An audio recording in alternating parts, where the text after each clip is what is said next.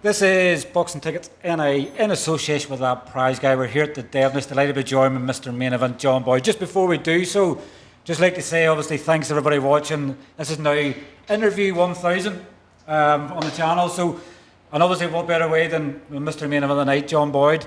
Any pressure sort of coming in, I guess, when you're fighting in your hometown, you fought here before in the SSE and things like that, but the headline a card and the Devenish, did you feel that sort of pressure coming into tonight, or is it just like everything, everything just rolls off the tongue with you? I just try and keep them all the same, but obviously today I had a wee bit of pressure with first JB show.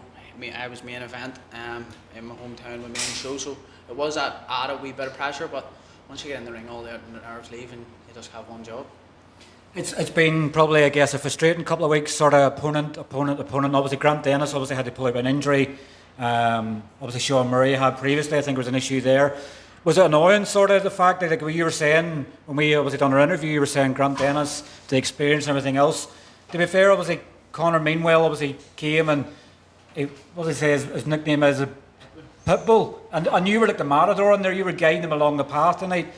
I know we've said this before, but watching you reminds me a lot of watching Sean McComb, which is obviously a massive compliment for you because I know how big of a fan you are of him. But, like, you're strolling this game, it's 14 months in, 5 fights. It just seems like everything's coming easy to you. Well, hard work pays off. It looks easy in the ring, but the time in camp and all the hard sessions in the early mornings and the late nights, nobody sees that side of it. No one sees the hard sessions and there's no sleeping and stuff like that, but it all comes together in the ring. But thank you to all my coaches for having me in tip-top shape to be able to make it look so easy. Were you dreaming sort of this night, obviously all week, sort of going like, what's the ring walk going to be like? You know, what's the atmosphere going to be like? You've had the atmospheres before, but headlining the card, is it everything you imagined it was going to be, or is it better? It was more than everything I'd imagined. Can't put into words how grateful I am for everyone coming for the show support. All my fans, everyone buying tickets, DJ, yourselves, and all my sponsors. It truly obviously helps these next layers, these foundations. That's your 4th, 6th rounder. You obviously said afterwards, obviously the next fight is going to be for a Celtic title. It was supposed to actually be in this card, but obviously the opponent it was supposed to be then had an injury from their last fight. You're ready for Celtic titles now? Like, this is where you truly feel you're ready to go. I know you were ready for this one, but you're definitely ready to go for the next one. Yeah, I feel like I'm ready. You said yourself, it looks like I'm making easy work of everything, so yeah, I'm ready. Let's do it. October 10th, Richie O'Leary. Let's fight. But the last card in the stadium, were you down there for a reason to sort of keep an eye on that? Like, what? Obviously with Richie, you know. I was just there for a night out. Me and my missus went down to Dublin for the night out, and Jay helped us out and give us the tickets. I was just there to watch the event really, but the initial plan was February, and obviously it was cancelled, and then fight in the stadium in April. But because February didn't happen, and then holidays and stuff like that, it just put it off. But it's inevitable, it's going to happen. So October 10th. Like, it's well past its time, isn't it? Like, what do you know of Richie? Have you watched much of him other than probably what you see on social media? Nothing. I haven't seen any of his fights. I was actually there when he fought Sean Murray, but I missed 3 rounds because I was at the bar getting a drink. But yeah, I don't really look too much into the opponents. He has to look into me. I'm not like every other fighter. I'm a banana skin for most people, so he has to try and match me. It's one of them, isn't it? Sometimes, like I was speaking to Dee there after the fight, and I was always saying obviously the similarity between you and Sean. The good thing for Dee is that probably you haven't have as much amateur experience as Sean has, so it's been able to help adapt you to the pros a lot better, and Dee been sort of having to put his trademark on you. Does it feel, you know, that bond with Dee, does it feel like it's gelling very, very well for you, like how everything's coming together? Yeah, me and Dee have always got on well.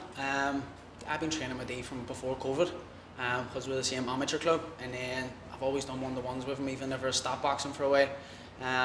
And me and him just get on so well. Yeah, it's half the battle. Once you get on so well with your coaches, I get on well with all my coaches. It just helps, doesn't it? It does. Obviously, you can really see how a fighter's developing sometimes whenever it's through their coach. Your stablemate, obviously, Callum Bradley was on the card obviously earlier tonight. I know you probably didn't get to see any of that, but he sort of brought the house down. Like, it seems like the stable you have there, obviously, Haja, Paddy, Lee Reeves, there's quite a stable building there again. Like, Dee went through that period, I think just after COVID, like, was it 4 or 5 champions in the stable. Seems like the next wave's sort of coming through now. We're all coming through, and we're all pushing each other on. we're all trying to make each other better, and we're all improving. Callum, I didn't get to watch it, but they says he boxed out of his skin. I just boxed well there over 6. Heja, another one. When's he out again? August. He's in August. Like the levels that he'll show when he fights in August from even his last fight. Everyone's just pushing to do better, and yeah, as you say, it's the next wave of Irish boxing. Donuts. You just teased me and said you have a box of crispy creams, but you're not giving them out to anybody. So like, are you going home tonight and trying the world record to see how quick you can eat? Is it 12 in the box? Well, see, my wee brother was down in Dublin, he got me them, so I'll see how many there are, but no doubt I'll make a dent in them. So you're going to give a couple of weeks rest then, obviously, because October's a long way away from now. It's about nearly 4 months away, so a couple of weeks rest and then we'll go back in the camp again? No, I'm away tomorrow. I'll be back in the gym Wednesday. I'll not be taking time off. I took time off after February was cancelled for a while. I'm in shape. I'm not sore of no injury, so let's just keep the ball rolling and yeah, roll on October. And finally, obviously, the those that come out and obviously bought tickets and things, and I know you sort of briefly mentioned it there, but without them, sort of these dreams, these aspirations you have of what you want to do in the sport aren't possible. No, it isn't at all. Thank you to all of them who bought tickets, everyone who sponsored me, Foster's Tires, Adam, AMK, Natural Abundance, Recovery Hub, Winners Win, and Invade for the best gloves in the game.